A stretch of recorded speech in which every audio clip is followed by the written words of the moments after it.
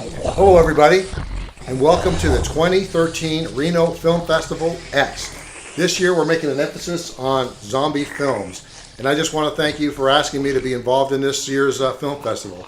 My name is Richard Cantu, and I'm a filmmaker.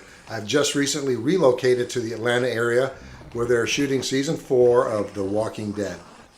I've been asked to kind of give a little insight and maybe answer some questions. I'm sorry I'm not able to take the camera on the set for some behind the scenes. Because it's ultra secret.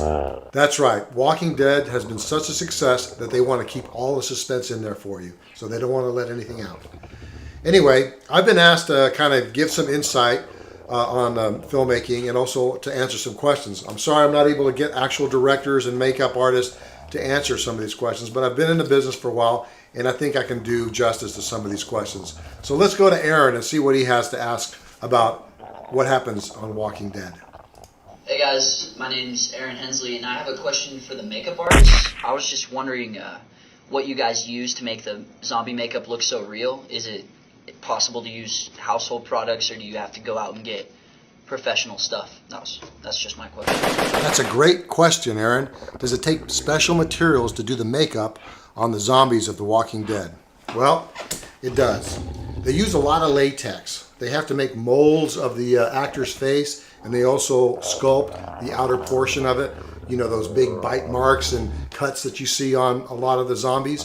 But there's also 2 levels of makeup. They have what is called the hero makeup, and that goes on any zombie where they're going to have a close-up. So if they're going to be close to the camera, they do the hero makeup, and they'll spend up to an hour and a half to 2 hours in the makeup chair getting it right. They have to apply those molds onto their skin, and then they have to paint on the flesh tones and the cuts, put on the blood, any hair or bone pieces that might be in there, and probably you've noticed some of them with those big, pretty, ugly teeth. They have dentures made that they fit into their mouths, so they look really scary. So it takes a while. And even still, when they get in front of the camera just before we shoot, a lot of the makeup artists will come in and touch up all the little blood marks so they look fresh. So when we're ready to roll, they look scary. Now the secondary zombies are the zombies that you see at a distance. You'll see them head to toe or even further. And they don't put as much time into them. Of course, it's a lot about wardrobe. They have their torn up, dirty wardrobe with bloodstains and everything. But they'll only put some color on their face and kind of mess up their hair. And they look believable as zombies at a distance. But up close, it's the hero zombie. My name is Mike Rubina, and this question's to the director. What are the qualifications in becoming a cast member for your show? Basically, how would I get a job at The Walking Dead? Michael asked a great question about what it takes to get on to a show like Walking Dead as a cast member. I'll also answer what it takes to get on a show like Walking Dead as a crew member.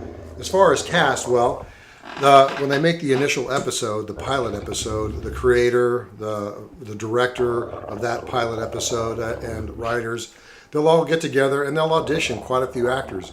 They're looking for people that have the right look, that fit the character that they've created, and they go through hundreds of people sometimes. And if you're lucky enough to draw that golden ticket, then you're in. You're in for a great ride. Now, as far as a crew member, well, there's lots and lots of positions. As you know, if you were to sit around at the end of a movie or TV show, all these credits go by. There's literally 50, 60 people that are part of the crew on any given show. You have, of course, camera, sound, electric, makeup, wardrobe, catering. I mean, there's so many positions. So my advice there is that you really get to know your craft. If you're a camera guy, get to know the camera. If you're into lighting, know lighting. Do that and show up on time. If you're a dependable, reliable person, you'll get a job.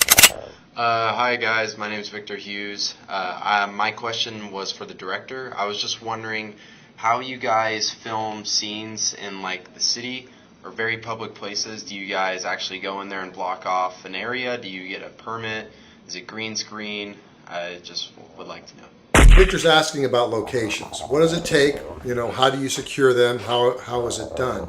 Well, first of all, every episode requires different locations, different day exterior, night exterior locations.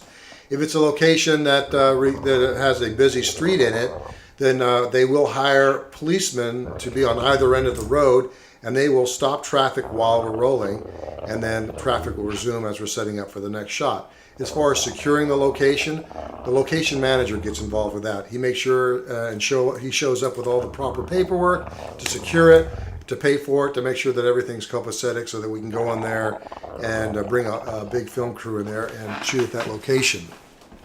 As far as green screen, that is also used. If it's a really funky location, maybe something or requires a big set, almost too big to build or too expensive to create, a lot of times we'll shoot green screen. You set up a green screen and it'll all be manufactured in a computer. You know it as computer graphics.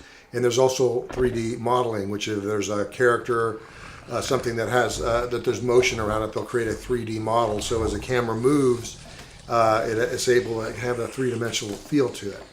So that's a great question. I hope I answered it well for you, Victor. So my question for the Walking Dead cast and crew is why you decided to make so many changes from the comic book to the TV series, and if you would ever hire a young lad named Ian McAlpine. Ian's got a great question. Why is the comic book so different than the television series? Well, the answer is really simple. The producers of the show don't want you to know what's lurking around the next corner. They want to keep the suspense. They want to keep it spooky. And Ian, I think they'd be more than happy to hire someone like you. You look like a talented kid. Well, those were some really great questions, and I hope I did it justice. I'm sorry again that I wasn't able to get you on the set because, again, it's super secret. And come this fall, next year this fall, you'll be able to see season 4. I think you're going to love it. It's really unique. It's different this year, and they've put a lot of time and effort into it. And I hope it will continue to be a success.